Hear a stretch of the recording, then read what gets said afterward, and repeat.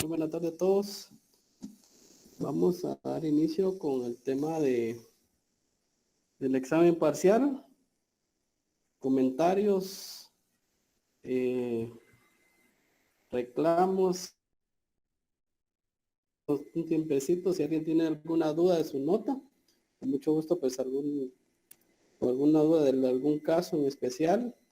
Perdón que hasta hoy terminé de calificar ahí los casos, pero me toca verlos despacio por aquello de que para no ser tan drástico en la calificación, porque algunos pusieron la base legal, pusieron el artículo, pusieron el numeral, pero no pusieron la literal, entonces ahí se los tomé buenos.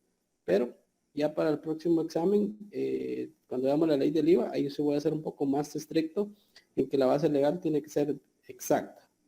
¿Alguna duda, algún comentario del examen, chicos?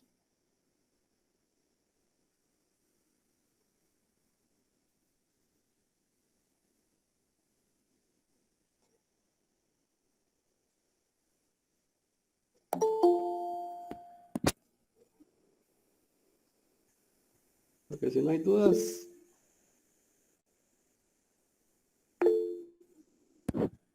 pasamos al tema de la clase. Vamos a dar un minuto más por si alguien tiene una duda. Ahora sí tiene, más que todos los casos prácticos, porque las notas tuvieron una semana para corroborar a algunos si tuvieron alguna duda de alguna pregunta. Entonces, si no, pues ahí estamos para dar inicio. Ok.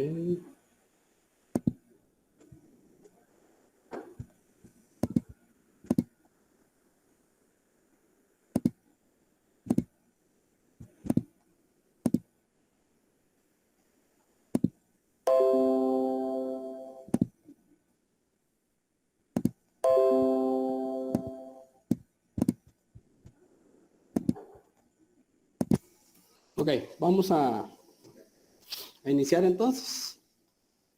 Vamos a continuar con el siguiente tema, de lo que relacionado con la doctrina general de la tributación. Cuando hablamos de doctrina, hablamos de teorías, hablamos de lo más importante que es todas las características que como un Estado puede tener esa capacidad de la creación e imposición de un tributo.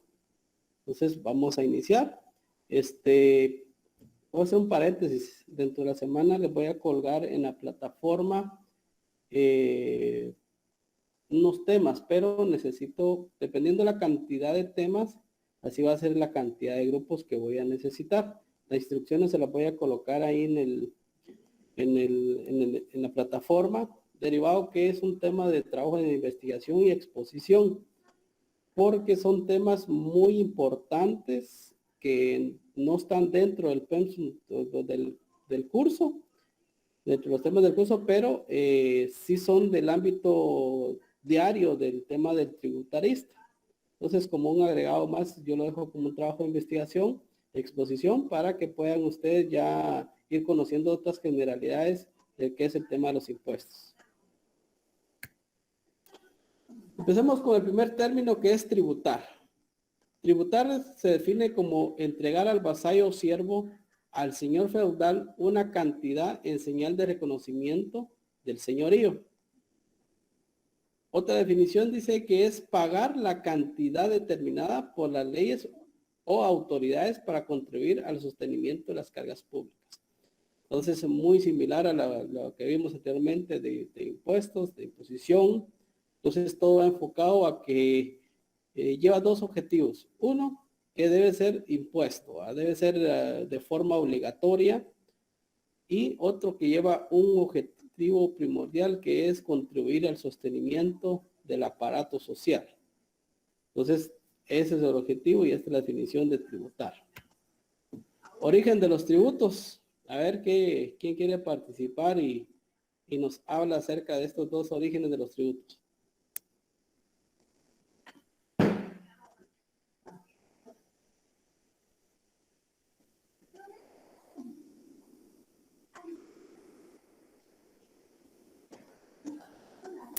Entonces, chicos, para hacerlo más participativo y no hacerlo democráticamente, ¿qué etapas de la vida podemos ver ahí? Y una historia muy clásica ahí de un personaje, no sé si ustedes tuvieron la oportunidad de ver esto, ¿verdad? Que es en la otra serie de cómica que está ahí al lado derecho.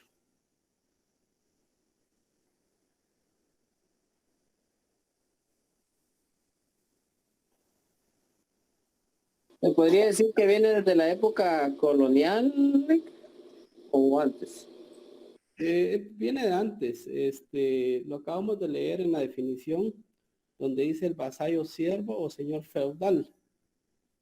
Y desde ahí viene el origen, porque no era tanto que pagaran un impuesto como tal, sino que a los esclavos se les daba cierta cantidad de tierra o trabajaban a favor de la totalidad de la tierra y una parte les correspondía, lo demás era para el señor vasallo, ¿verdad? O para el señor feudal en la época del feudalismo. Después tenemos la época ya de colonial, tenemos la época de todos los emperadores, donde los reyes dictaban qué cantidad le correspondía de pagar el impuesto a cada habitante en diferentes lugares, ¿verdad? Entonces, desde ahí se viene la palabra de imposición, de ahí se deriva el tema de poder colaborar con el sostenimiento de todo el aparato social.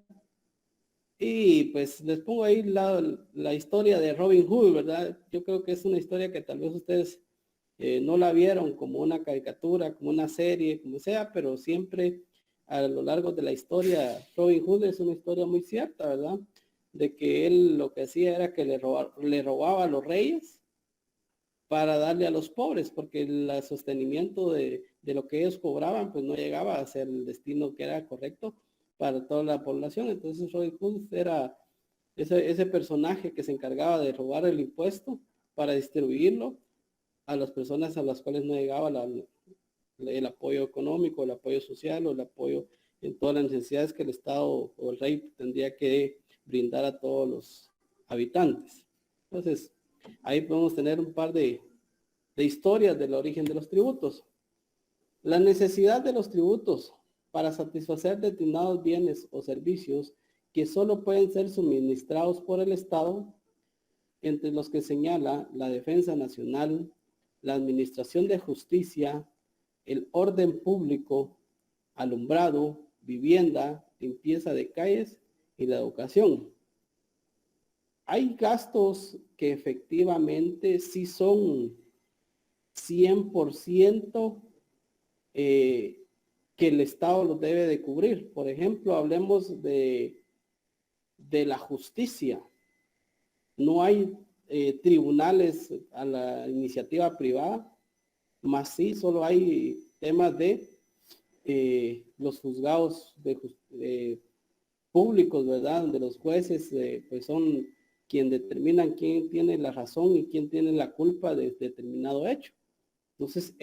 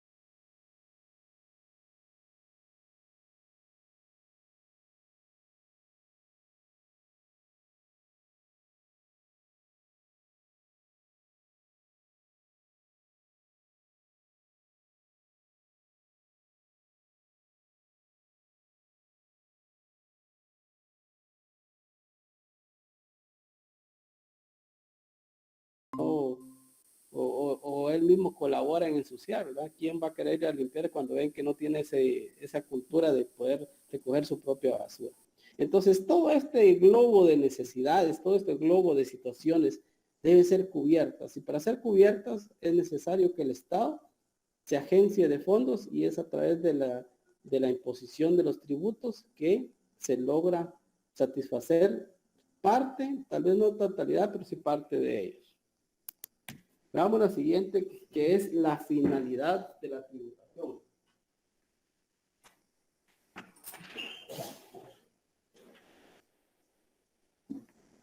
Dice que es la obtención de recursos para el cumplimiento de sus fines sociales del Estado.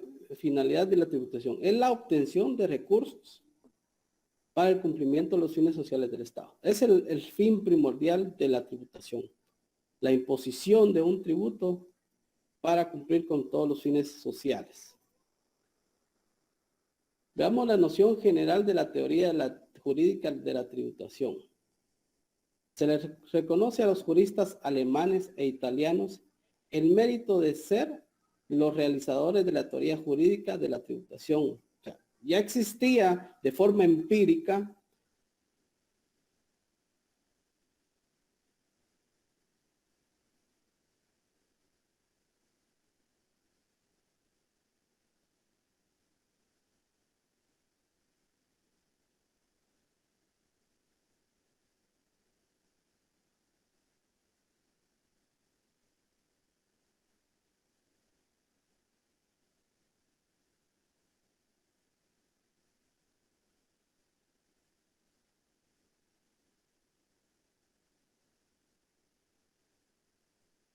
corresponde a la ciencia económica establecer los impuestos y las consecuencias para la individualización de las fuentes de los ingresos y gastos, pero es competencia exclusiva del jurista el estudio de los instrumentos establecidos en el derecho para procurar el dinero ante el ente público.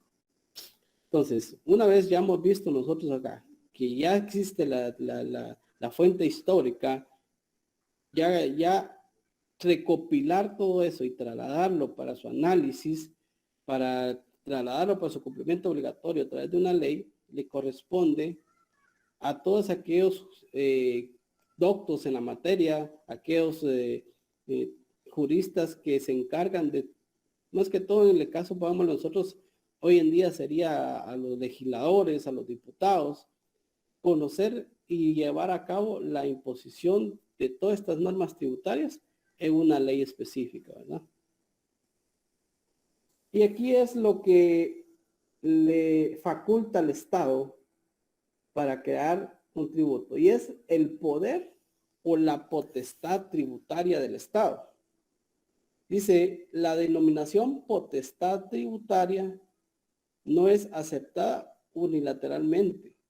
Micheli la denomina como potestad fiscal. Ingrosso la denomina como poder de la imposición. Giuliani Monroe la denomina poder tributario.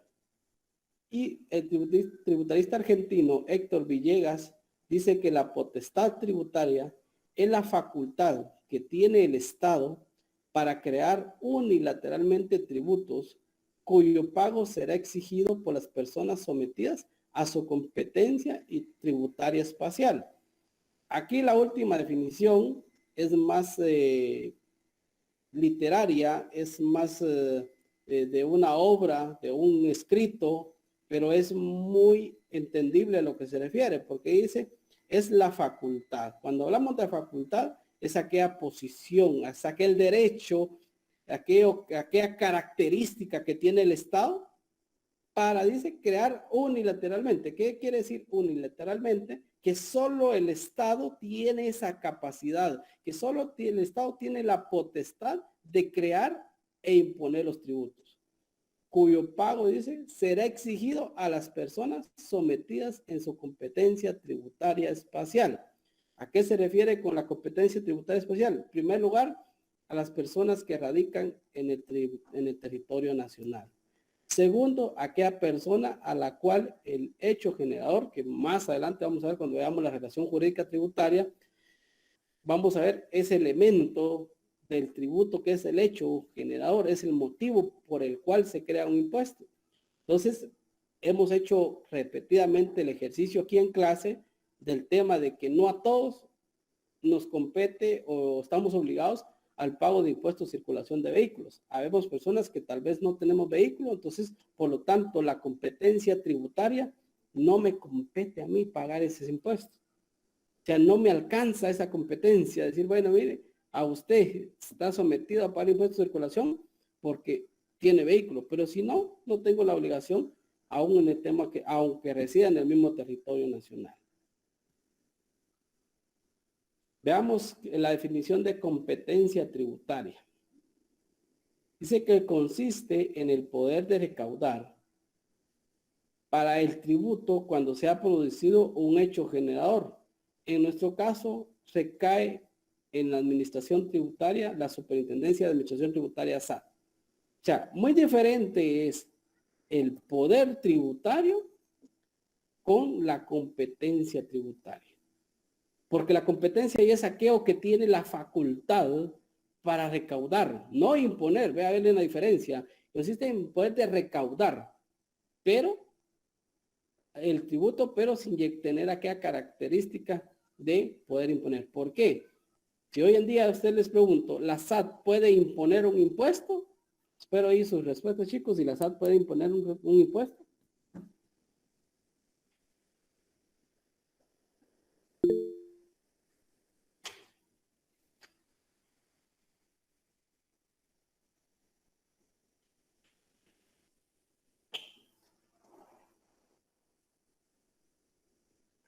A ver, mis estimados. No, dicen por ahí, Marvin, excelente. No, no, no. Efectivamente, ya vimos el principio de legalidad ahí en el artículo donde dice las bases de recaudación, ¿verdad? Debe estar en una ley específica. Y la SAT no crea leyes, crea resoluciones, crea iniciativas, crea muchas cosas, mas no tiene el poder de imponer. ¿Qué tiene? Tiene la competencia, no la potestad. Competencia se dice, bueno, le delego como entidad de gobierno el recaudar los impuestos. Entonces, es muy importante diferenciar ambos términos. Uno es el poder que como Estado tiene para imponer y la competencia es la que le delega a una institución como la SAT el caso de recaudar los impuestos. Poder tributario, dice, es la facultad, miren qué diferencia aquí, es la facultad de la SAT, la competencia. Y el poder tributario es la facultad propia del Estado para establecer los tributos necesarios para realizar sus funciones. Lo posee el Estado pero se me comí una letra ahí, de Guatemala, ¿correcto? O sea, el Estado de Guatemala es el que posee ese poder. Y teniendo ese poder, vamos a ver qué características tiene este poder tributario. Veamos la primera. Carácter originario. Dice, porque el poder tributario corresponde al Estado. El Estado es el titular del poder tributario. A nadie más le corresponde, como lo hemos visto, el tema de este poder tributario. O sea, por lo tanto, nace para el Estado y muere con el Estado. A la hora que deja de tener el Estado ese poderío, pues deja de ser Estado y deja de tener esa cualidad de poder imponer a sus habitantes un impuesto como tal. Veamos la segunda. Carácter irrenunciable. Dado que el poder tributario se manifiesta en la ley, por lo tanto el Estado no puede desprenderse de esta potestad, puesto que perdería en ello un atributo especial. O sea, si es originario, tampoco es irrenunciable. El Estado no puede decir, no quiero cobrarles impuestos. Y entonces, ¿cómo va a generar tributos? Perdón, ¿cómo va a generar los ingresos para cumplir con sus fines sociales? Para darle todo lo que la población necesita. Pues no creo que si no genera, otros países o otras instituciones le puedan brindar créditos. Por ejemplo, a ver, que me escriba en el chat ahí, ¿quién no trabaja el día de hoy? ¿Quién no tiene trabajo?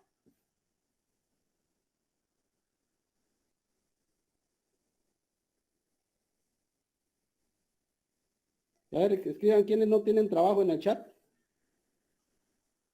También Rod, Anthony, María José, Heidi, Marilis, Shaley, Sandy.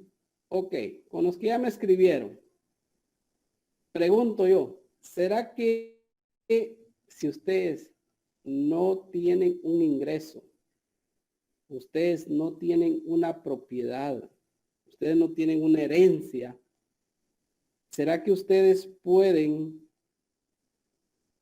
acceder a un crédito bancario?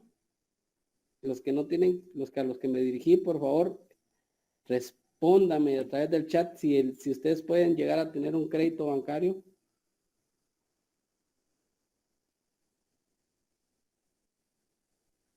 Definitivamente no.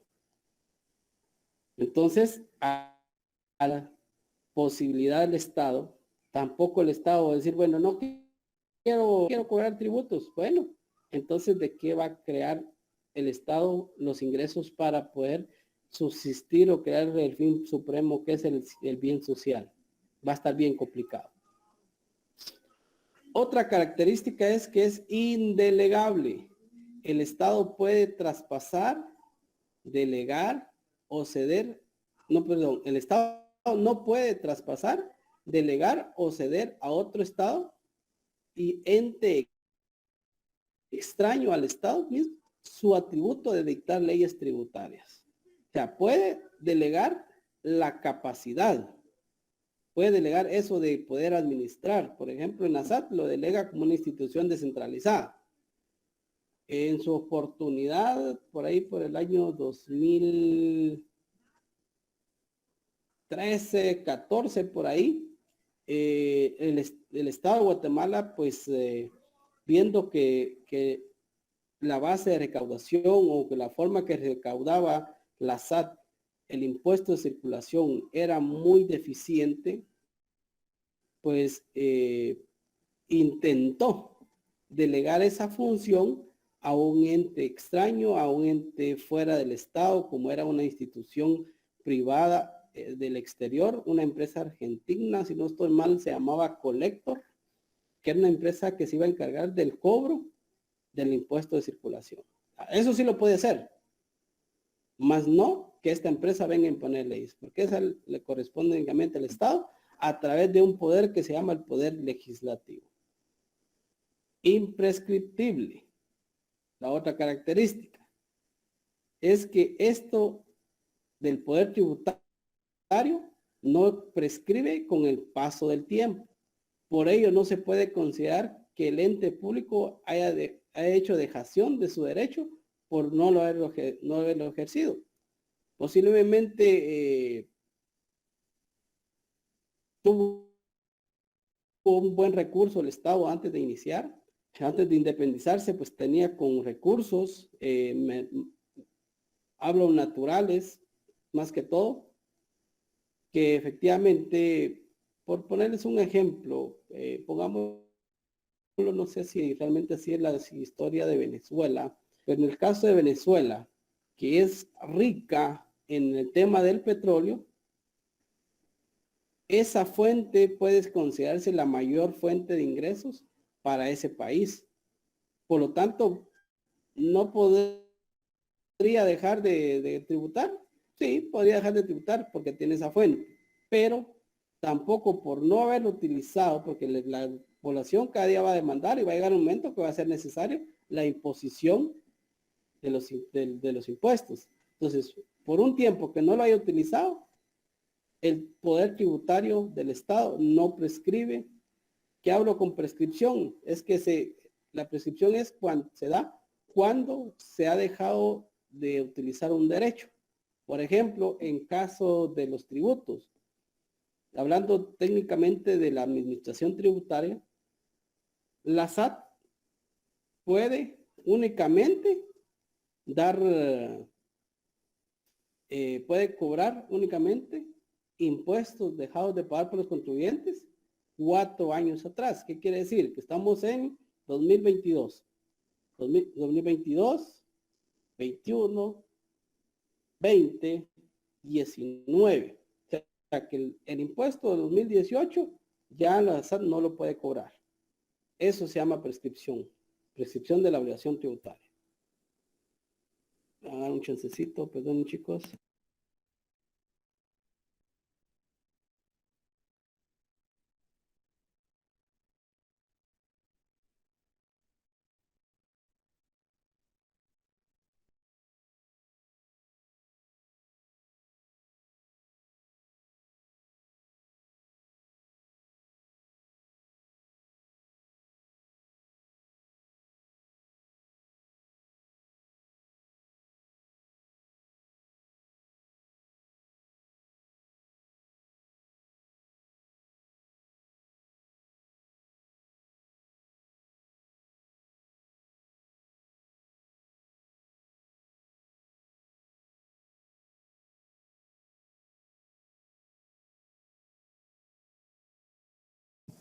Perdón, chicos.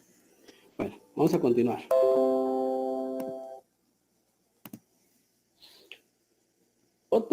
Otra característica del poder tributario es el carácter legal. Pues como lo bien lo dijimos al inicio, que la SAT no puede crear impuestos, y es porque el artículo 239 de la Constitución Política de la República de Guatemala otorga el poder tributario al Estado para que por medio del Congreso de la República sea quien emita la imposición de los tributos a través de una ley tributaria. Entonces es prácticamente y exclusivamente el Estado a través del Congreso de la República el que tiene ese carácter legal para poder imponer un impuesto. Y por último, la característica de limitado. La potestad tributaria está limitada por diversos principios y preceptos de carácter constitucional. ¿Qué quiere decir? Que cuando hay algo que es violatorio, hay principios que se deben cumplir. Por ejemplo, si yo dijera hoy que el Congreso de la República emitió una ley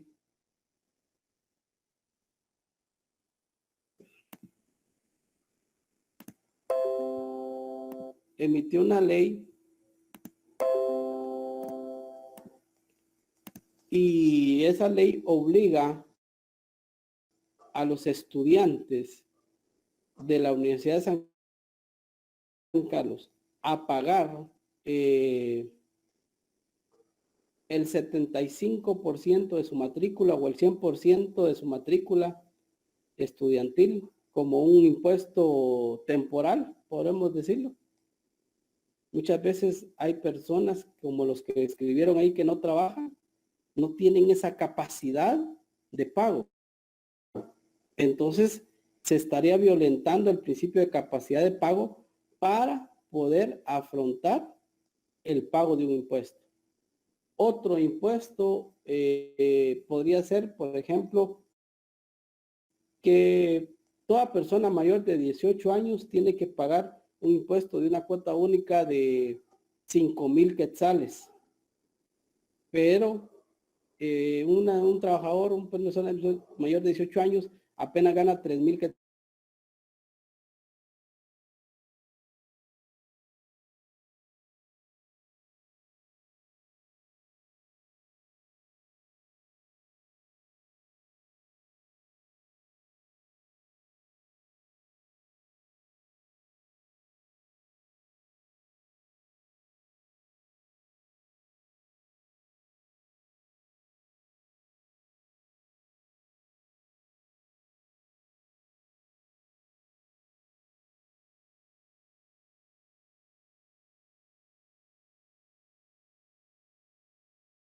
¿Alguna duda?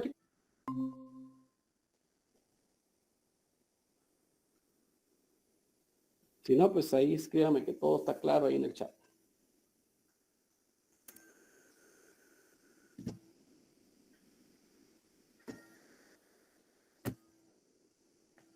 Excelente. Vamos a continuar entonces. Veamos ahora las limitaciones a la potestad tributaria. Dice, la potestad tributaria debe ser íntegramente ejercida por medio de las normas legales, principio de legalidad y reserva de ley. el principio lo tenemos regulado en el artículo 239. Yo me les adelanté a decirles algo de algunos principios, pero aquí tenemos los principios. El más común o el más fuerte, les podría decir, o el indispensable o el principio que se debe observar en primer lugar es el principio de legalidad. Porque si no está en una ley, es nulo el tributo. Hay un latín que dice, no tributum, sin ley no tributum, algo así. Si no hay ley, no hay tributo. Entonces, el artículo 39 regula este principio fundamental, como es la legalidad y la reserva. Estos principios que les estoy hablando ahorita son muy importantes, incluso ante una defensa tributaria. Por lo tanto, que no se les vaya a olvidar estos principios. Otro principio es la capacidad contributiva o capacidad de pago, como se les expliqué ahí del tema del impuesto a los estudiantes, ¿verdad? Para ponerles un ejemplo. O sea, que yo pueda tener la capacidad de poder pagar un tributo. Entonces, si el Congreso establece una ley, tal como se los puse el ejemplo, se interpone una acción de inconstitucionalidad porque los estudiantes no tienen esa capacidad contributiva, no tienen esa capacidad de pago de los tributos. Principios de legalidad y reserva de leyes, pues es lo que vimos en el primer punto. El principio de no confiscación, lo que les hablaba, ¿verdad? Anteriormente, el artículo 243 de la Constitución Política de la República establece: se prohíben los tributos confiscatorios. Los tributos deben respetar el derecho de la propiedad. O sea, no por pagar los impuestos yo voy a vender mi casa, ¿verdad? Es algo ilógico, ¿verdad? Así como el tributo singular puede considerarse como exorbitante. Por favor, Anthony. Licenciado, fíjese que acá hubo un caso con un joven. Ajá. A él le llegó una notificación de parte de SAT en la cual a él se lo notificó que tenía una multa que sí era bastante, no sé si de 60 y algo mil, digo. Ajá. Y el joven le tocó que la casa para pagar la multa, ya que él no tenía los fondos inmediatos para cancelar. ¿Cómo, qué se pudo haber hecho en ese caso? Bueno, ahí obran dos situaciones. Una, que en ningún momento la ley estaba violentando este principio de capacidad de pago. ¿Qué pasa en el tema que si yo no pago correctamente mis impuestos? Supongamos que yo soy pequeño contribuyente. Y el pequeño contribuyente tiene un límite de ventas de 150,000 quetzales en el año. Y que yo vengo y vendí los 150,000 quetzales en el año, pero yo no pagué ese impuesto. Pongámosle que son, si fuera el 10%, son 15,000 dividido 2, son 7,500 quetzales. Pero vine yo y vendí durante el año los 150,000 y nunca pagué mensualmente ese impuesto, los 7,500 quetzales al año. Nunca lo pagué mensualmente. Pero vino y en el último mes le fue mal y tuvo que vender, gastarse todo lo que había vendido. Supongamos que se haya enfermado, pues, que los 150,000 que tenía, se enfermó y lo gastó en hospital, lo gastó en esto, y gastó lo otro, y se gastó los 150,000 quetzales. ¿Creen ustedes que en ese ejemplo que les puse yo, si yo hubiese pagado o si yo tenía la capacidad cada mes que yo tenía ventas? No sé si me lo voy a explicar o si no, pues lo dibujamos ahí en una diapositiva.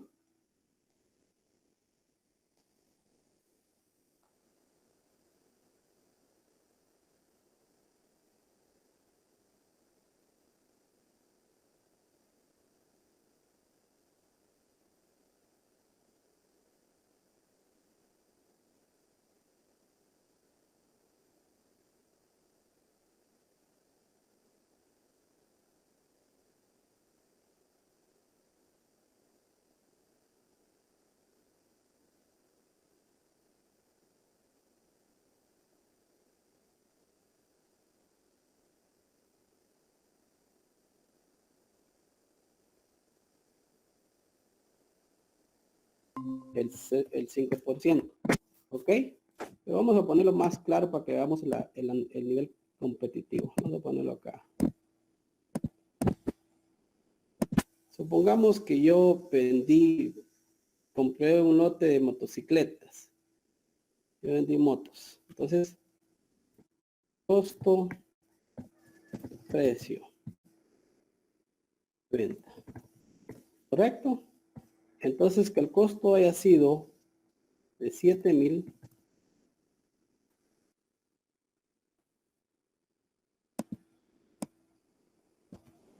Y que cada mes yo vendí una moto. O sea que yo en cada mes tuve una utilidad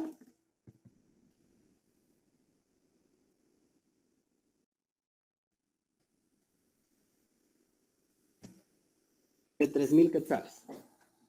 Aquí les pongo claro el ejemplo. Yo tenía una utilidad de 3,000 quetzales y de esos 3,000 yo tenía que pagar 500 de impuesto. ¿Será que con este primer mes yo tengo capacidad de pago? Pregunto a mis compañeritos ahí del salón, escríbanme en el chat si yo tengo capacidad de pago de pagar esos 500 quetzales si estoy obteniendo una utilidad de 3,000 quetzales. Tal vez no lo están viendo, lo voy a agrandar un poco más por si les...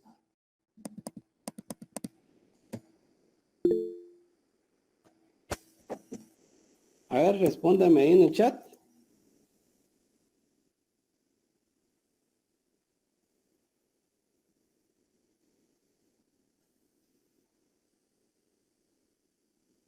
Muy bien, chicos, efectivamente, si yo tengo una utilidad de 3,000, efectivamente, tengo la capacidad de pagar eso si me queden en mi bolsa, pagando los impuestos, 2,500.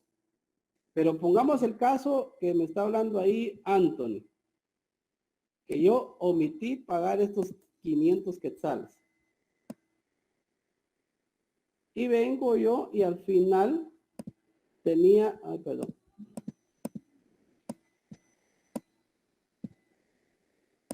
En el año yo me quedé con 36,000 quetzales de utilidad, pero me enfermé y fui a pagar 45,000 todavía.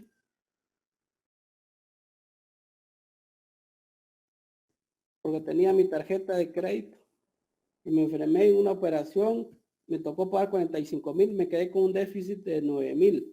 Y aunado a eso, me estaba lloviendo sobre mojado, me cayó la SAT y me dice, fíjese que usted vendió tanto cantidad de dinero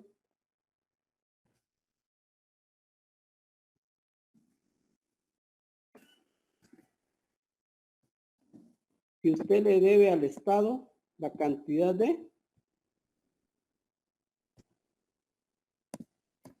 60,000, que creo que no, 6,500, 6,000 quetzales.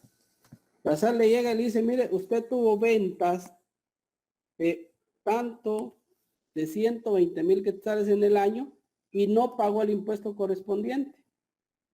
Por lo tanto, usted le debe 6,000 quetzales a la SAT. ¿Y qué pasa si yo no tengo no tengo dinero? Aparte de eso, debo 9,000 en tema de tarjetas de crédito. Ciertamente no tengo la capacidad de pago para pagar ahorita, pero sí la mantuve durante todo el año. O sea, por negligencia, aquí jamás se va a cumplir que no tengo capacidad de pago, porque la obligación se creó mensual. Que yo no he sido un buen administrador y que no determiné que no pagué correctamente el impuesto, la SAT no tiene la culpa. Entonces la SAT lo que le va a cobrar son los 6,000. Entonces, posiblemente en este caso fue lo que nos hablábamos, estimado antes. ¿Qué hizo? Bueno, Albert Cantet tenía una moto, que era una bonita moto, entonces que le costaba 25,000 quetzales. La vendí en 20,000. Entonces, fui a pagar los 6,000.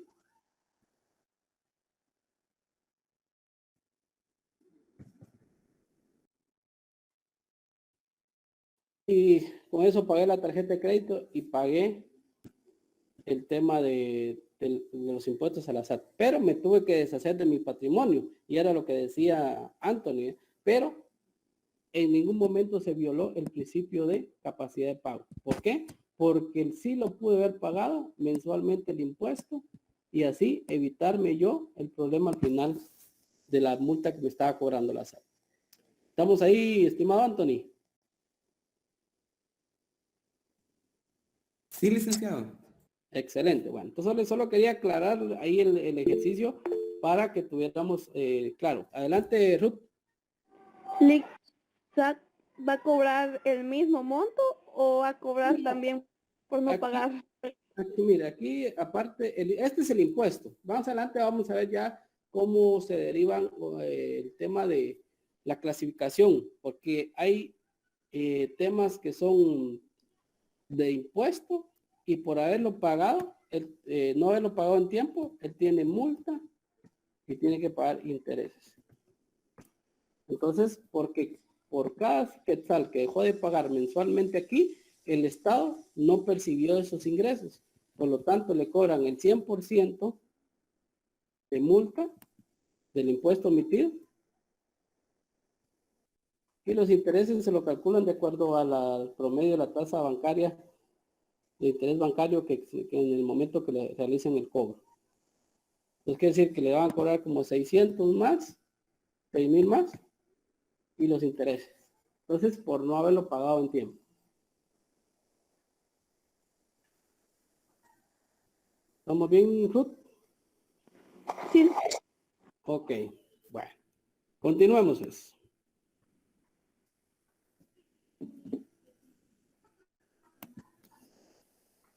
Ese es el tributo, perdón, el principio de la capacidad de pago y el principio de no confiscación. No confiscación era lo que leíamos, que en un momento el tributo puede ser exorbitante y sea mayor que la renta. Supongamos, voy a poner para que me entiendan este principio. Voy a poner esto acá. ¿Cuándo se viola el principio de la confiscatoriedad? Que el impuesto no sea porcentualmente, sino que sea una cantidad fija. Que yo tenga que pagar 4,000 mensuales de impuesto. Ahora, ¿será que el impuesto es confiscatorio? Pregunto. Ahí respondan en el chat si el impuesto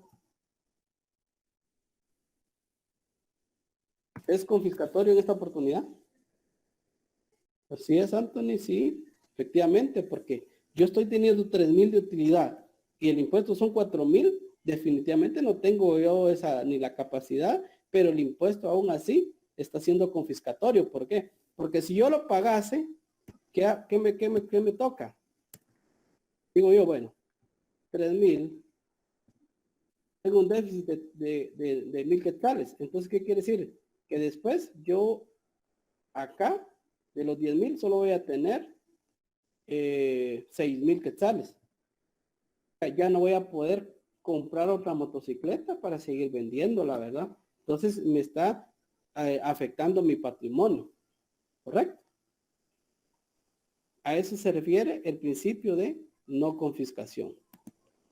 El principio de la no doble tributación o múltiple tributación interna. Dice que hay doble o múltiple tributación cuando un mismo hecho generador atribuible al mismo sujeto pasivo es gravado 2 o más veces por uno o más sujetos con poder tributario o por el mismo periodo de imposición. Les voy a poner un ejemplo que muchas veces han alegado el tema que hay doble imposición o que se paga 2 veces en una misma acción. ¿Cuántos saben que el comprar combustible lleva consigo el pago de 2 impuestos? Que escriban ahí en el chat o levanten la mano.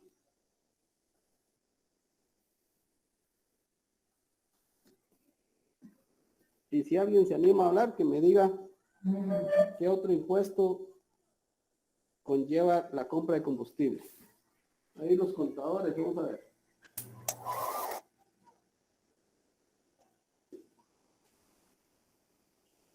Efectivamente, así como dice Marvin, el IDP que es el impuesto a la distribución de petróleo y el impuesto al valor agregado. Sin embargo, pues ya diferentes cortes en su oportunidad dijeron que no hay doble tributación porque un impuesto se carga, ese impuesto lo paga inicialmente el distribuidor. Sin embargo, dentro de la factura sí va cargado el valor. Entonces, cuando alguien va a registrar contablemente una factura de combustible, al valor de la factura le descuenta los 3.10, los 2 puntos y algo, que es el tema de fijo por el pago de impuesto de distribución dependiendo del tipo de gasolina, y ya supongamos que sea 3.20, me recuerdo que es el tema. Pero si no, alguien que tenga San Google ahí que me haga el recordatorio. 1.30 del diésel, 4.60 de la regular y 4.70 de la Super League. Ahí está, muy bien, Marvin, que digita todos los días, se recuerda ahí, va. Recordame el de diésel. 1.30 por galón. Ok, 1.30 por galón. Hagamos el ejercicio. Supongamos que yo eché gasolina 100 quetzales. El impuesto es 1.30 por galón. Supongamos que para no jugar con números cuadrados son 30, que supongamos que son 3.5 galones. Eché 3.5 galones, que equivale a 100 quetzales. Entonces el impuesto de distribución de petróleo dice que es igual a 1.3 por cada galón. Entonces el impuesto es igual a el 1.3 por 3.5 en quetzales. ¿Qué quiere decir? Que a la factura de 100 quetzales yo le voy a restar los 4.55 y esta es la base para calcular el impuesto.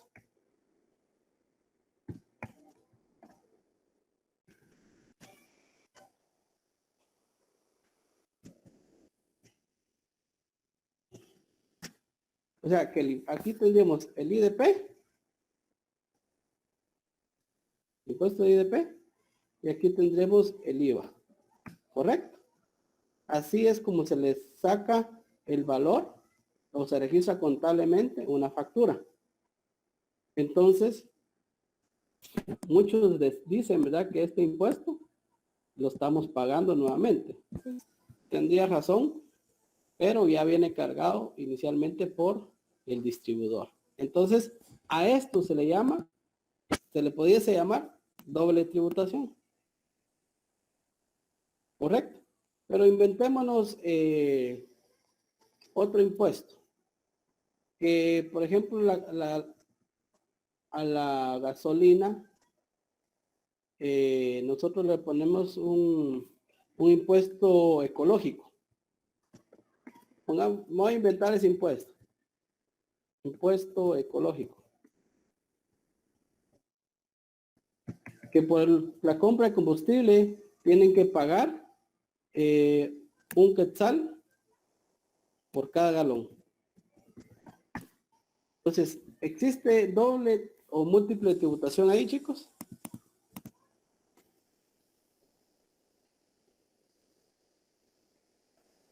Múltiple, licenciado. Efectivamente, sí, porque el mismo hecho se lo estoy cargando a la persona que está comprando los 100 quetzales de gasolina, ¿verdad? Entonces, a eso se le llama doble o múltiple tributación. ¿Correcto? Entonces, continuamos.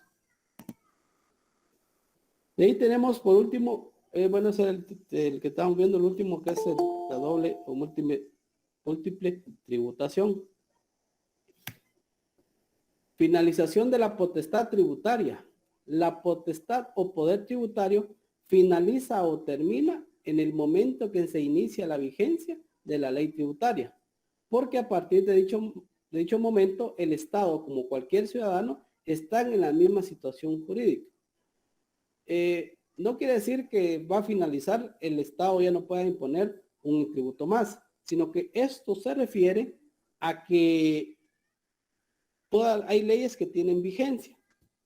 Por ejemplo, yo les ponía y les hablaba la otra vez del impuesto de solidaridad, que se denomina que es un impuesto temporal. Entonces, pero al día de hoy sigue vigente y ya tiene sus añitos del 98 de estar ese impuesto temporal, o sea, ya casi que se volvió permanente.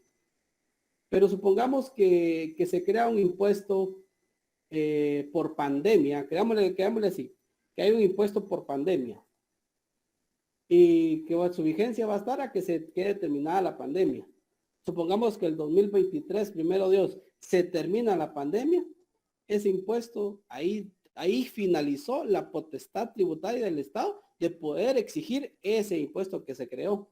A eso se refiere en esta diapositiva. Continuemos. Vamos a ver ahora las clases de poder tributario. Tenemos el poder tributario originario y el poder tributario delegado. El poder tributario originario se da cuando nace originalmente en la Constitución, por tanto, no se recibe de ninguna otra entidad. Así como lo vimos en el caso de Guatemala, la Constitución Política de la República de Guatemala es quien tiene la potestad a través de la Constitución en el artículo 239.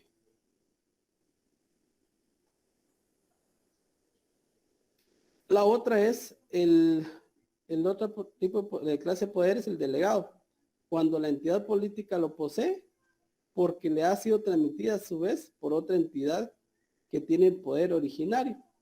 Entonces, es ahí cuando ya otra viene y otra entidad le da el poder tributario al Estado de poder cobrar un impuesto. En el caso de Guatemala no sucede así. En el caso de Guatemala es un poder originario. Se va a dar cuando en otro estado, en otro país, no tenga regulado en la Constitución el poder crear un impuesto. Va a ser difícil, ¿verdad?, que pueda suceder eso. Creo que hoy en la actualidad no sucede que los estados pues tengan esa parte de ser delegados, sino que su misma Constitución así lo indica, ¿verdad? La unidad pasada vimos las diferentes clases de impuestos, pero una cosa es diferente. Un impuesto y otro son los tributos.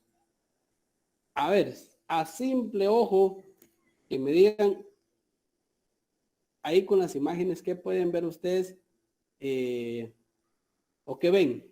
¿Qué ven en las imágenes que están proyectadas?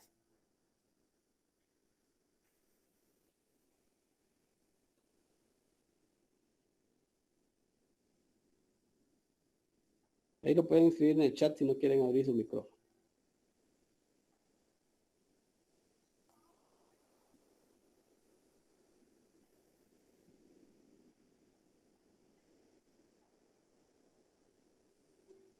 Lo más fácil son los impuestos.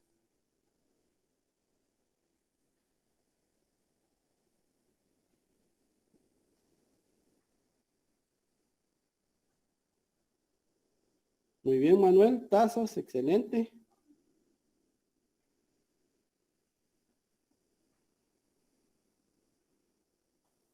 Ok, ya Manuel dio una pista ahí. Tenemos tasas y muy bien, excelente, Manuel. Tenemos contribuciones. Esa es la clasificación de los tributos. Los impuestos, las tasas y contribuciones especiales. Entonces, esos son temas. En las tasas tenemos todos los arbitrios, ¿verdad? Y las contribuciones, pues cuando ya las vamos a ver más adelante detalladamente qué consiste cada una de ellas. Veamos los principios de los impuestos.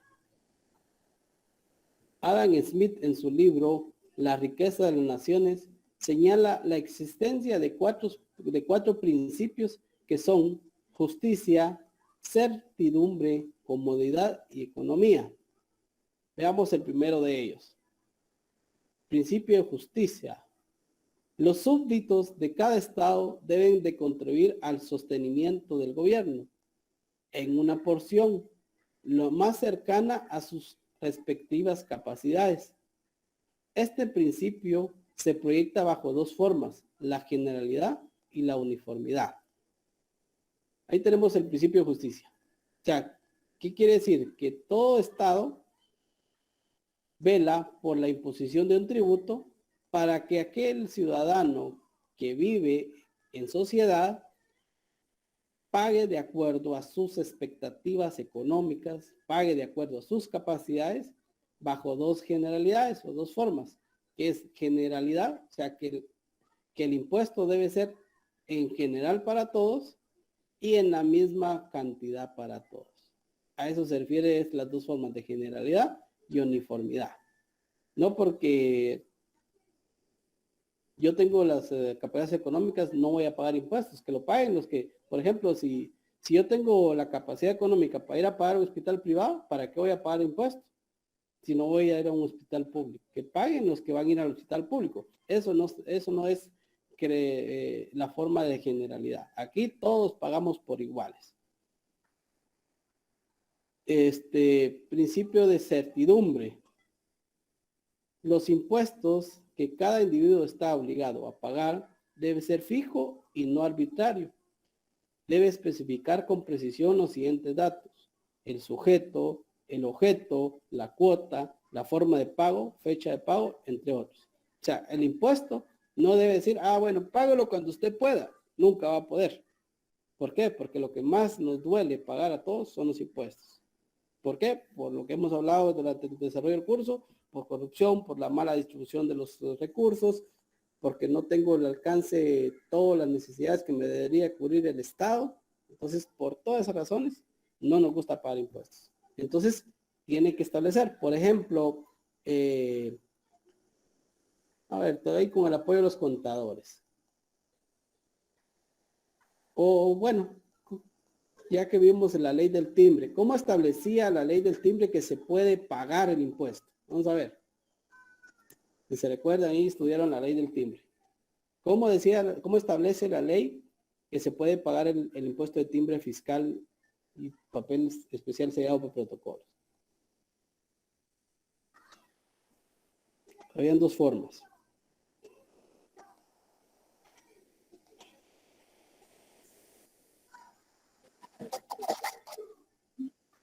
¿Uno era de los stickers o el porcentaje y los montos establecidos? Le diste a una, la otra efectivamente sí es, pero esa es la forma de cálculo. Sí, tal vez no me di a entender, pero esa es la forma de cálculo, que es una tasa porcentual o es una cantidad fija, ¿verdad? Pero en la forma de pagarlo como tal, cuando ustedes van, supongamos que vendieron una casa, ¿cómo van a pagar ese impuesto? Ya monetariamente, ¿cómo lo van a ir a pagar al banco? ¿O cómo lo pagan? ¿O qué otra modalidad existe?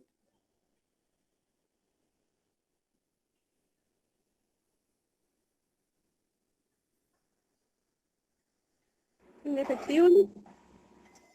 Esa es una, a través del efectivo, a través de los formularios o el declaraguate, como hoy, ¿verdad? No, te lo voy a decir.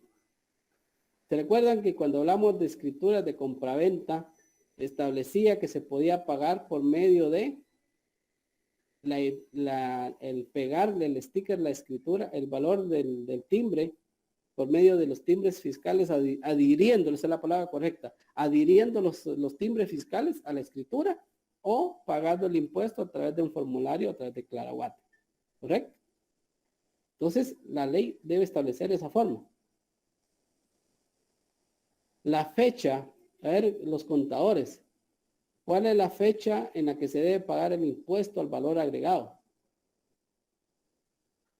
El último día de cada mes. Del mes inmediato al que está declarando, ¿verdad? Exacto. Entonces, ahí la ley me dice en qué momento debo pagar el impuesto, ¿correcto? Me dice quién es el obligado, me dice qué es el hecho generador, el porcentaje no me lo deja abierto, sino que me dice, mire, es el 12% o el 5%. Entonces, a eso se llama el principio de certidumbre, que debe ser exacto, que debe ser en todo momento, no debe dar ninguna duda el pago del impuesto. Principio de comodidad.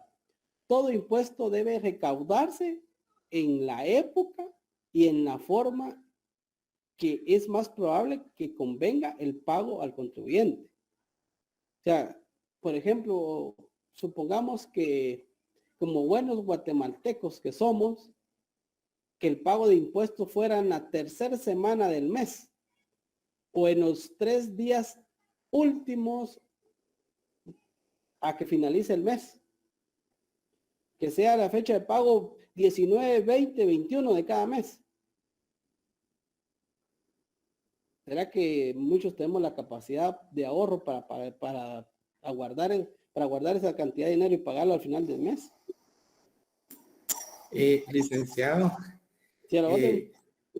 por ejemplo, sí, con eso que menciona usted, en esa parte tiene razón porque, por ejemplo, hay quienes esperan el pago por ejemplo, yo llevo la contabilidad, contratos pequeños contribuyentes de la municipalidad y ellos esperan el pago mensual para pagar el impuesto del mes anterior. Exacto. Y yo creo que ya al momento de hacer algo así como menciona usted de estas 3 fechas, yo creo que no tendrían la solvencia, por decirlo así, o se les Exacto. complicaría demasiado. Ajá. O sea, no habría una comodidad para el contribuyente el poder pagar el impuesto. Mientras que sí. También tomando en cuenta que esas fechas son las que se pagan las cuotas patronales al IX. Entonces no tendrían capacidad de pago los contribuyentes. Correcto. Entonces, mire, todas estas situaciones, por lógica, por lo menos un asalariado, por ejemplo, ¿verdad? Si a mí me pagan hoy, estamos hablando que es 26, ¿verdad? O 26 creo que soy. Sí, 26. Si hoy me pagaran a mi 26, ¿cuándo creen ustedes que yo voy a ir a comprar la despensa de mi casa? Hoy mismo, ¿verdad? Hay muchas personas que nos pagan y cuando nos pagan hacer las compras, ¿verdad? Entonces, los primeros días del mes es cuando más disponibilidad de efectivo tienen las personas para pagar el tema de los impuestos. Porque si lo dejamos primero, si lo dejamos de último, ¿qué va a pasar? Que no vamos a tener o una necesidad o ahí las fiestecitas, que tenía que ir con el novio, con la novia, y de repente por quedar bien la invité al cine, y como para invitarla en el cine tenía que comprarle poporopos, tenía que comprar hot dog, tenía que comprarle gaseosa, y cuando yo solo tenía presupuestado ir a comprar un heladito con ella, ¿verdad? Pero la quería impresionar. Cuando de repente llegó la última semana y tenía que pagar los impuestos, me los consumí. Como buen guatemalteco, lamentablemente esa es la cultura que tenemos y no la cultura del ahorro. Pero también desde el punto de vista no solo de cultura, sino también de la disponibilidad, este principio a eso se enfoca. Y por último, el principio de economía. Dice que todo impuesto debe planearse de modo que la diferencia de lo que se recaude y de lo que ingrese en el tesoro público del Estado sea lo más pequeño posible. O sea, debe planificarse, ¿verdad? Que entre la diferencia entre lo que me recaude y lo que yo tengo debe ser la menor cantidad posible de pago de impuestos. ¿Correcto? Eso es lo ideal. ¿Por qué? Pues eso afecta cuando son economías muy subdesarrolladas. ¿Por qué? Porque no va a tener la capacidad contributiva para pagar. Conforme vaya teniendo esa capacidad, pues hay países muy desarrollados que tienen una carga impositiva que de totalidad de impuestos que pagan un 30-35% del total que ganan, pero tienen calidad de servicios médicos, tienen calidad de servicio de carreteras, entonces ahí viene el ahorro para ellos, ¿verdad? Que no van a estar pagando médicos particulares, que no van a estar pagando en comprar una llanta porque se les fue un agujero y estallaron la llanta. Entonces, pero eso ya hablamos de economías muy detalladas. Veamos ahora características de los impuestos. Los impuestos dice que es una cuota privada. Generalmente le graban la renta privada. O sea, los impuestos van a ir a la utilidad que yo estoy obteniendo como persona. Es coercitiva, ya que el Estado exige su cumplimiento. Entonces, para que yo pueda cumplir con eso, pues definitivamente me tienen que obligar. Si no, voluntariamente yo no voy a pagar impuestos, ¿verdad? No hay contraprestación, o sea, no hay una contraprestación directa, pero sí a través de los diferentes servicios que tiene el Estado que nos va a dar a nosotros. Pero no es como que vine, bueno, aquí está mi impuesto, deme un vale por 5 citas médicas, deme un vale por tanto de combustible, deme un vale por un taller de mecánica, porque para que si se me descompone el carro por el mal estado de las carreteras. No, aquí yo pago y voy a esperar que el Estado me dé una buena atención en educación, me dé buena atención en seguridad y todos estos gastos o actividades que el Estado como tal está obligado a darme a mí como ciudadano, como aportante, como contribuyente. Entonces, pero no hay una contraprestación directa, salvo como lo vimos en la teoría económica, que lo que busca es que, bueno, yo pago mis impuestos, pero voy a hacer esta carretera que me va a traer un beneficio a mí. ¿Correcto? Pero esa es una teoría de la tributación del tema de los impuestos. Y por último, destinados a financiar los egresos del Estado. Es su deber satisfacer necesidades y servicios públicos de toda población que necesita. O sea, en sí, como lo vimos anteriormente, el fin de los impuestos es satisfacer los egresos del Estado. ¿Cómo se clasifican los impuestos? Tenemos los impuestos reales o personales, que son los directos, y los indirectos, que va sobre actos o sobre consumo. Veamos los personales y los reales. Son los impuestos personales, son aquellos en los que se toma en cuenta las condiciones de las personas que tienen carácter de sujetos pasivos. Entonces, es aquello que afecta directamente a mí como persona. Por ejemplo, el impuesto sobre la renta en relación de dependencia. Ese es un impuesto que va directo a mí como persona. ¿Correcto? Y los impuestos reales recaen sobre la cosa, objeto, gravamen, sin tener en cuenta la situación de la persona. ¿Qué quiere decir? Que va a ir sobre aquel objeto como tal que yo estoy vendiendo. ¿Correcto? Sobre aquel objeto que yo tengo en posesión. Por ejemplo, yo quiero vender una casa, ahí va un efecto real. Veamos ahora ventajas de los impuestos directos. Permite conocer a la persona que ha de satisfacerlos en la época del pago, el tipo de imposición y la cantidad a pagar. Veamos, sigamos con el ejemplo del impuesto sobre la renta de relación de dependencia. El Estado o la SAT sabe cuánto gano yo, sabe cuánto debo pagar, el tipo de impuesto que tengo que pagar, o sea, el tipo del porcentaje y la cantidad que debo pagar. Entonces puede sacar una estimación cuánto puede recaudar. Cuando veamos el ISR vamos a ver esa proyección. Por ejemplo, si yo gano 10,000 quetzales durante todo el año, y la cantidad de impuestos calculado son 300 quetzales, el impuesto ya puede presupuestar que yo, Albert Josué Canté, voy a tener que pagarle 300 quetzales mensuales, que son alrededor de 3,600, si no estoy mal, quetzales. Entonces, permite identificarlos y permite cuantificarlos. Permite conocer al contribuyente.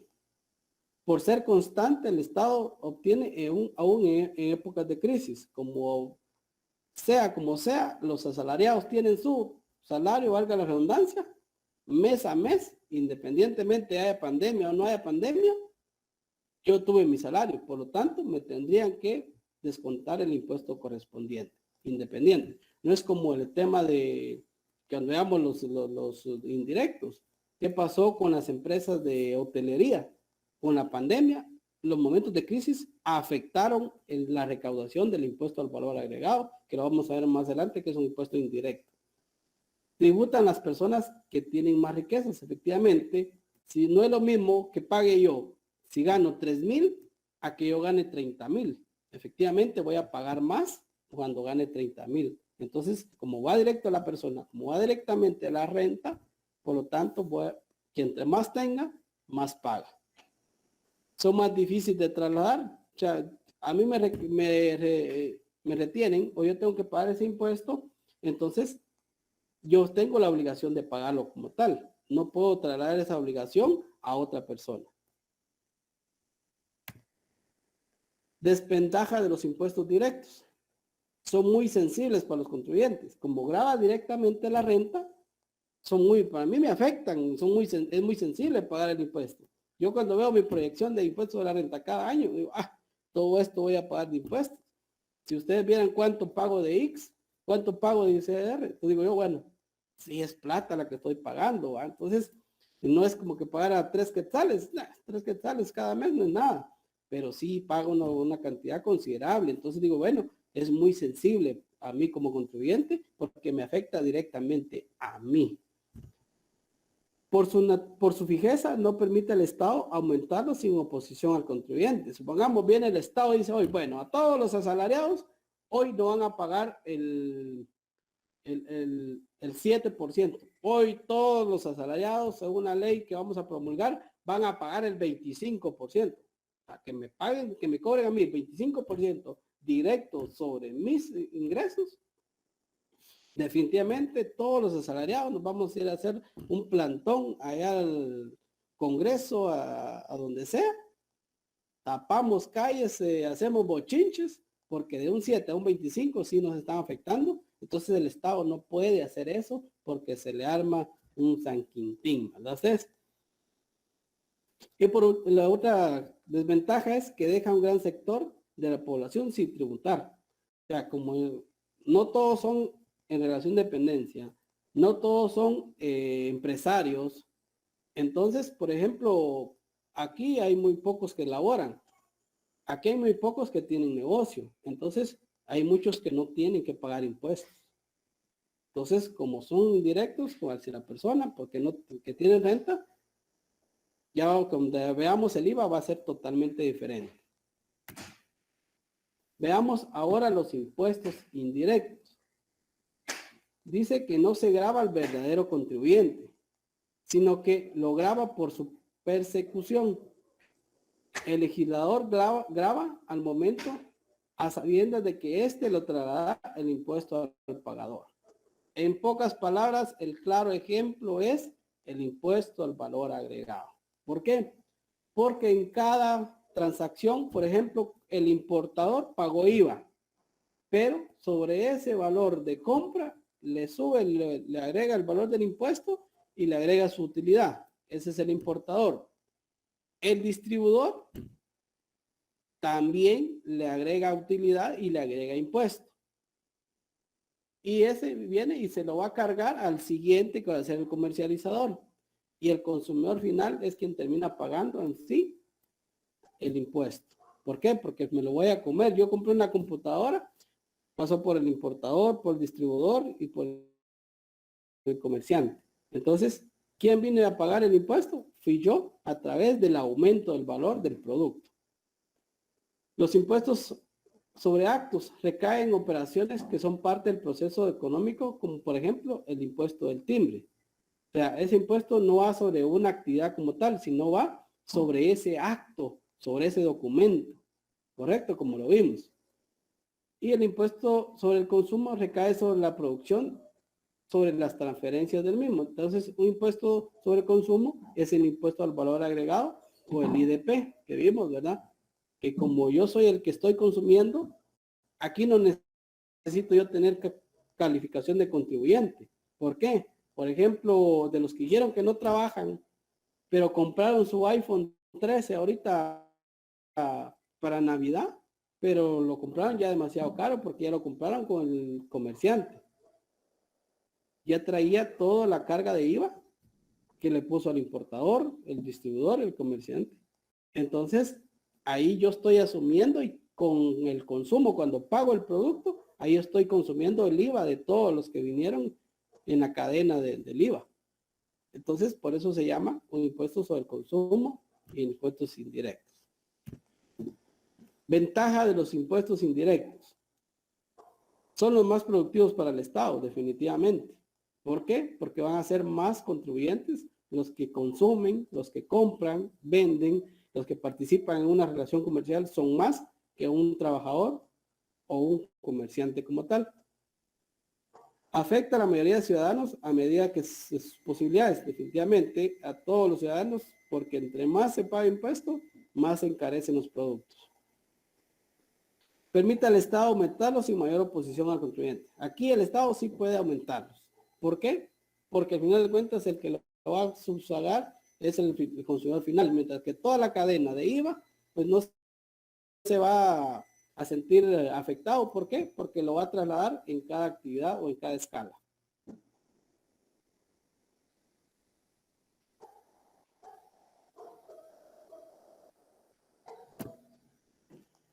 Desventajas de los impuestos indirectos. La indeterminación, es decir, no permite conocer a las personas que ha de satisfacer. Como no sé quién va a comprar el iPhone 13, no sé a quién va a ser el que va a terminar pagando el impuesto. Fomenta la traslación, efectivamente. ¿Por qué? Porque yo lo importé, aquel lo distribuyó, aquel lo comercializó y aquel lo vino a comprar finalmente. Entonces fomenta esa traslación del impuesto. No permite un efectivo control sobre los contribuyentes. Al no saber quién lo tiene que pagar, mucho menos voy a tener un control para poderlos fiscalizar. No son justos porque afectan a la mayoría de la sociedad. Definitivamente, todos en una oportunidad, en lo que sea, cuando vamos a la tienda, cuando vamos al cine, cuando vamos a comprar esto y lo otro, todos estamos pagando los impuestos. Antes yo tenía una idea errónea, les comento, aún trabajando en la SAT, porque me enojaba cuando venía y la gente decía, es que con mis impuestos están comiendo estos. Y máximo cuando me decían a mí, usted trabaja en el Estado, con mis impuestos, usted anda trabajando con mis impuestos, usted tiene su salario.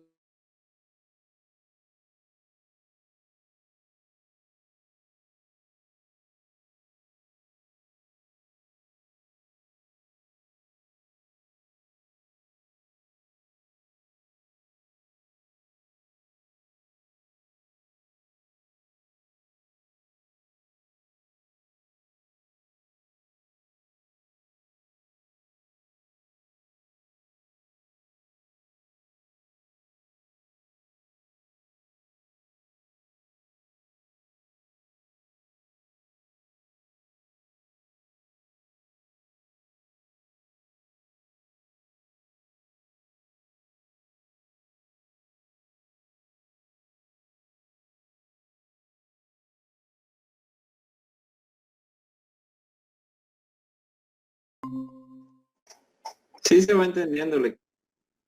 Perfecto, gracias, Edwin. Bueno. Veamos ahora las tasas.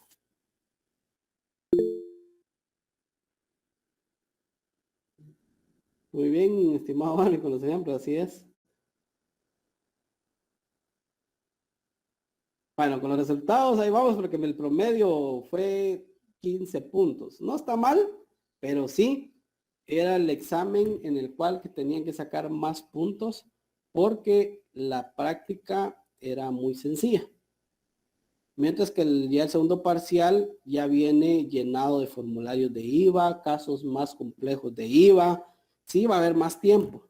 Vamos a ver cómo manejamos ahí el tema, tal vez a través de 2 pruebas, para manejar el tiempo a través de la teoría y el tiempo, o ver cómo yo programo para que al final en los casos los toque resolverlos a cada uno al final del examen, ¿verdad? Porque tenemos teórico y práctico, pero sí, efectivamente, pues no estuvieron tan malas notas, hubieron buenas notas y regulares notas, eso hacía que el promedio fuera de 15 puntos, ¿verdad? De 20, pues no está un 70%, 75% de 100, no estamos mal.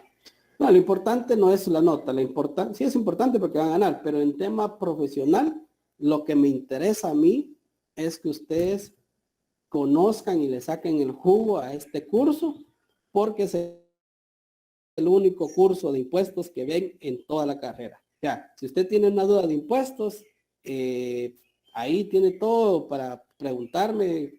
Ahí sí que mi expertise es el tema de impuestos. Me encanta dar esta clase de impuestos porque es donde yo me desarrollo. Yo trabajo ya 9, 10 años de trabajar en el tema de impuestos en la administración tributaria. Entonces, por eso me gusta hacer un poco más tema de ejemplo, ¿verdad? Para que ustedes quede claro cada uno de los temas que miramos en clase.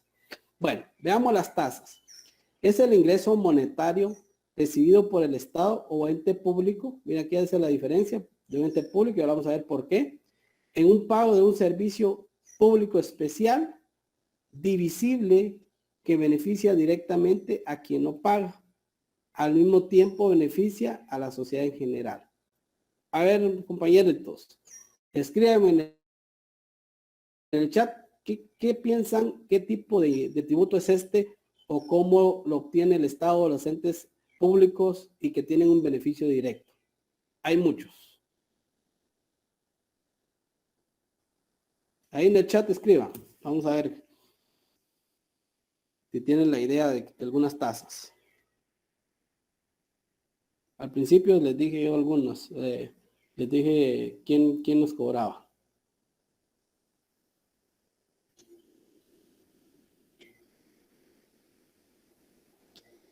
Les voy a dar un chivito. Las tasas las cobra regularmente las municipalidades. A ver, dígame, es más conocido como arbitrios.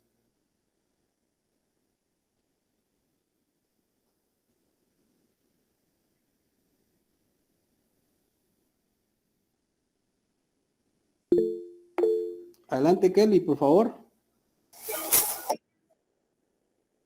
El boleto de ornato, definitivamente, va. Ahora, por favor, ahí, ya voy a ir por el chat. Pero Kelly, por favor, usted paga el boleto de ornato, ¿qué beneficio directo tiene?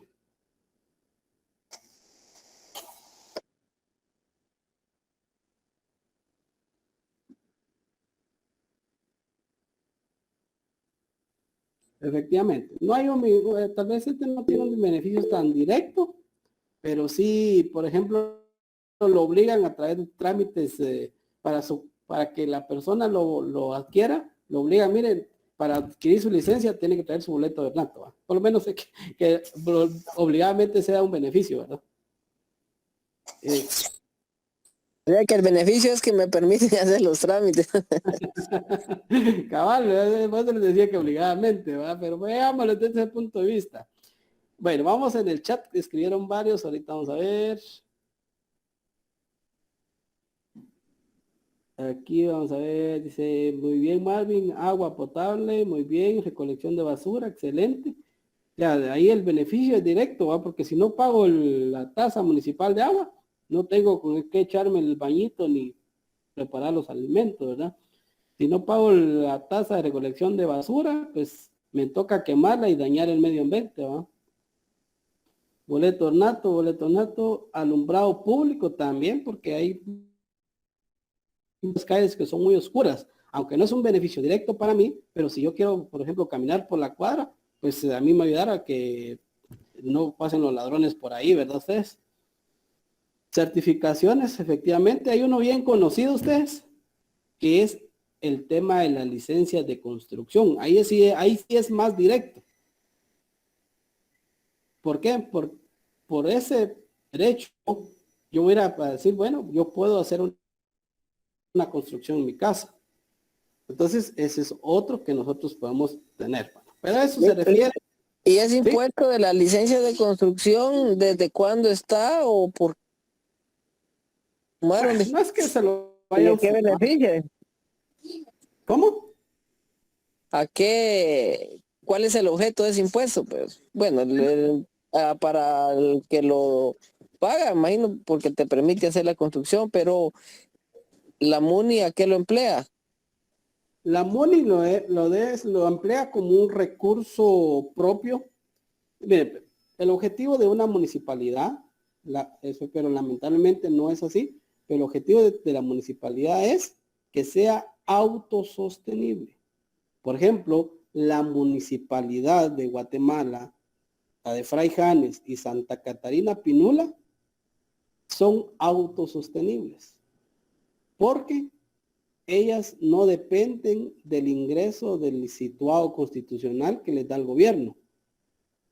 Ellas no dependen del presupuesto que les da el gobierno. Ellas dependen de el pago de licencias de construcción y el pago de el UCI. Con esos dos tasas o impuestos que cobran las municipalidades que yo les mencioné, son autosostenibles. ¿Y qué quiere decir? Que van a tener mayores beneficios. Usted va a ir a ver la Municipalidad de Guatemala, tiene ahí clínicas médicas, tiene guarderías, tiene asilo de ancianos, tiene cantidad. Usted métase solo por curiosidad a ver el organigrama de la Municipalidad de Guatemala y se da cuenta que tiene N cantidad de actividades. Entonces ahí viene el beneficio, no directo para quien paga la licencia, pero sí en pro de toda la población.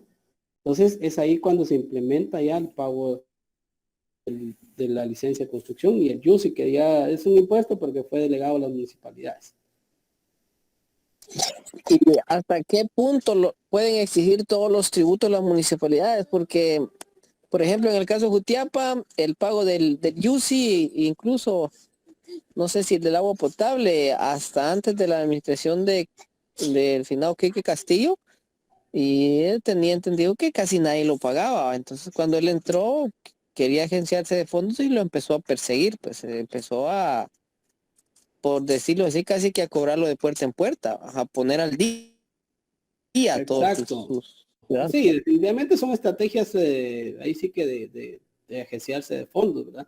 Porque tanto mire, para crear un tributo de tasas municipales debe haber un acuerdo gubernativo, un decreto que cree las tasas. Bueno, o sea, se crea a favor de la municipalidad de Jutiapa el arbitrio de, por ejemplo, que no tenía la licencia, pues ahora sí ya tiene la licencia.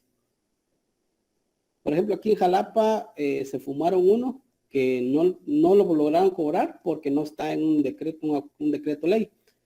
Se querían cobrar por tener, por los negocios, un derecho para que los negocios pudieran tener sus puertas al público, ¿verdad? Entonces, ese impuesto aquí se lo fumaron, se pusieron de acuerdo todos los comerciantes y dijeron no lo pagamos porque es inconstitucional por no tener una ley que lo obligue. Entonces, este fue creado a través de un decreto a favor de las municipalidades. Entonces, ya existe una obligación como tal. Por favor, mi estimado Anthony. Perdón, Nick. Fíjese que le quería comentar, por ejemplo, yo acá pago lo que es el derecho para atenderlo con mi oficina contable, que es, pago una mensualidad de 30 quetzales a la municipalidad mes a mes. Ese sería de puerta abierta, como dices. Ajá, correcto. Sin embargo, pues habría que preguntar en la municipalidad con base a qué lo está cobrando, porque aquí, como les digo, en Jalapa lo quisieron cobrar y se pusieron de acuerdo todos los comerciantes, hicieron su manifestación y igual no hay una obligatoriedad porque lo hicieron a través de un acuerdo de asamblea municipal, pero eso no es carácter obligatorio, sino que debe estar a través de un decreto.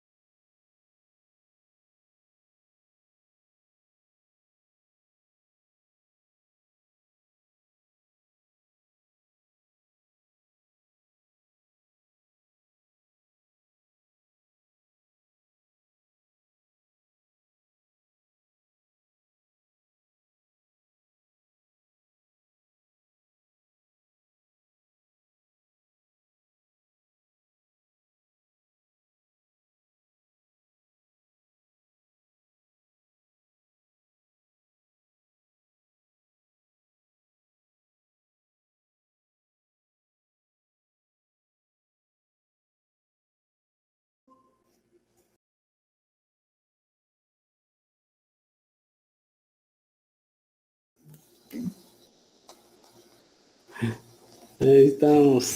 Bueno, gracias, ya estamos ahí de vuelta, perdón, sé que fue la señal del internet de mi casa, entonces me tocó conectarme ahí con internet del teléfono, pero ya estamos casi que concluyendo la clase del día de hoy. Y estamos a un par de diapositivas nada más, estamos a 7 diapositivas de terminar la clase. Entonces, voy a tomar la tarea y la próxima clase les traigo yo, efectivamente, si la base legal en la cual se deben sustentar las municipalidades para cobrar las tasas. Yo tengo mis dudas, pero se los traigo la próxima semana. Elementos. La tasa es un ingreso monetario percibido por el Estado o un ente público. Es percibida por el Estado en pago de un servicio especial y divisible. La tasa debe ser pagada directamente por quienes reciben el servicio. Clasificación de las tasas. Tenemos las tasas fijas. Sí, ahí puede compartir, disculpe. Perdonen, ustedes no me dicen, ustedes, perdón. Yo haciéndome pedazos y ustedes no me dicen.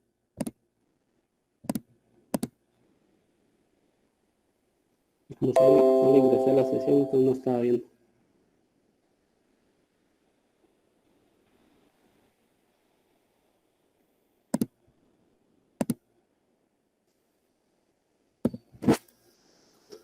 Estábamos ahí en las clases de la clasificación de las tasas. Entonces dijimos que las tasas son fijas y tasas variables. Las tasas fijas son aquellas que no varían en su monto, permanecen invariables y aplican constantemente en los servicios administrativos. Y un claro ejemplo, pues lo tenemos en las certificaciones del RENAP.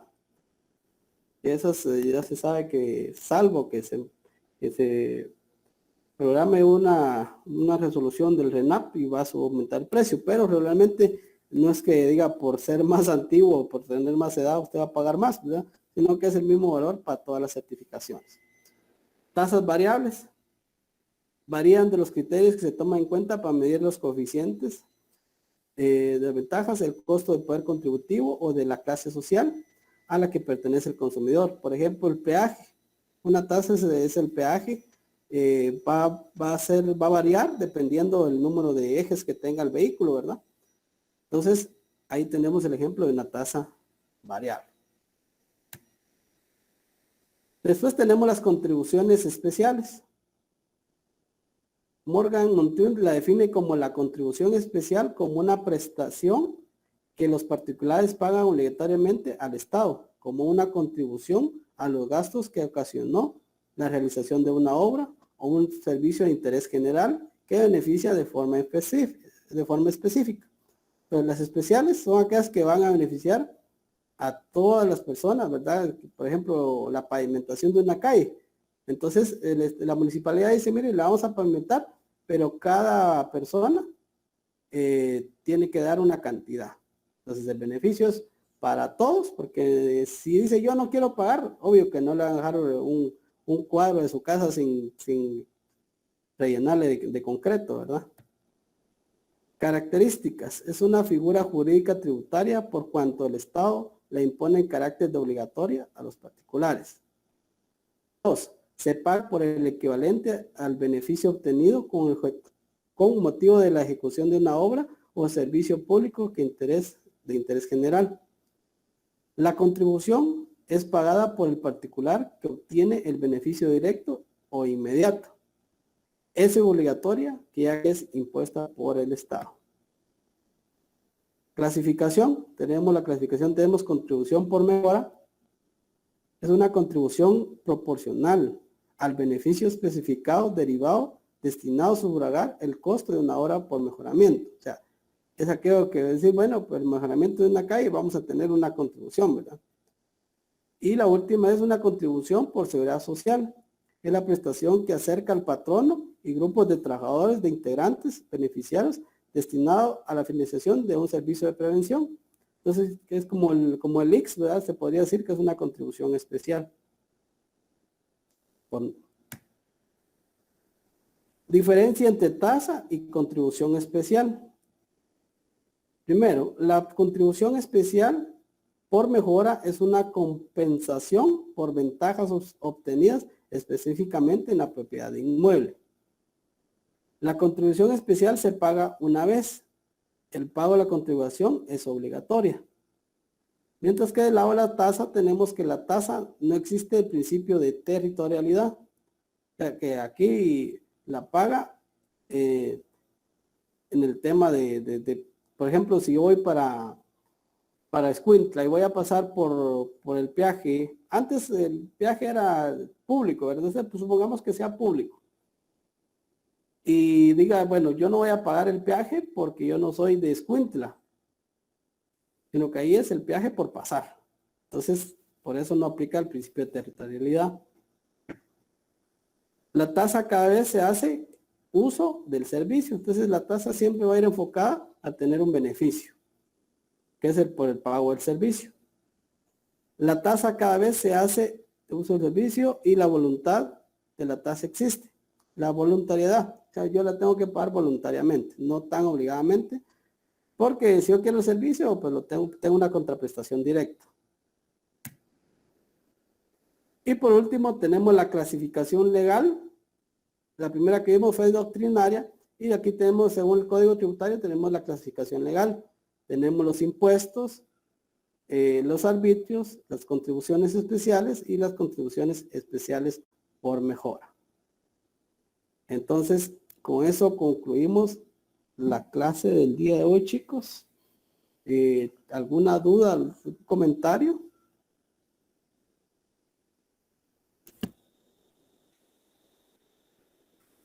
Dejo ahí abiertos los micrófonos por si tienen alguna duda.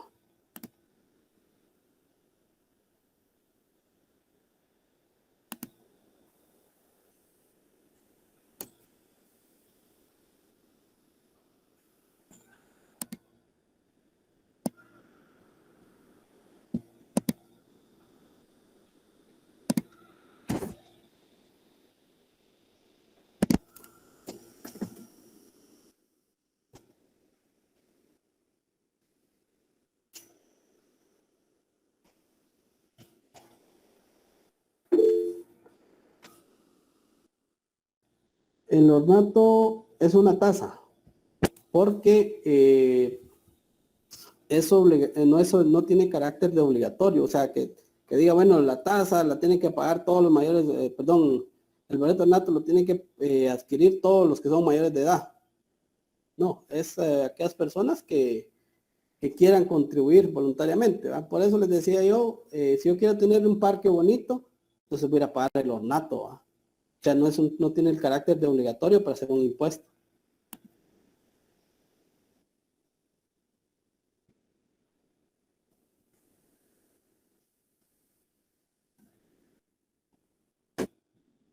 Entonces, solo me dan un chancecito, les voy a generar el link para la asistencia.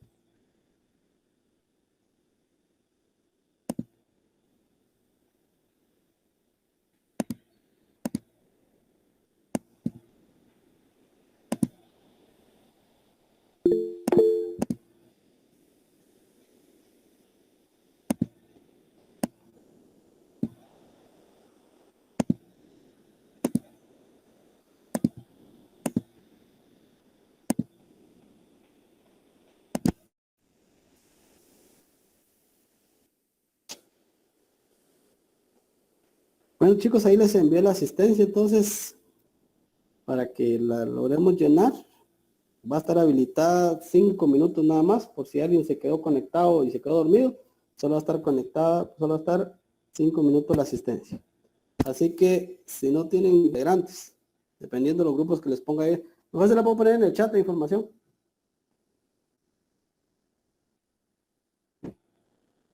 Muchas gracias, Lick. A la orden. Nos vemos, licenciado. Feliz tarde. Feliz tarde. Feliz tarde, Alex. Feliz tarde.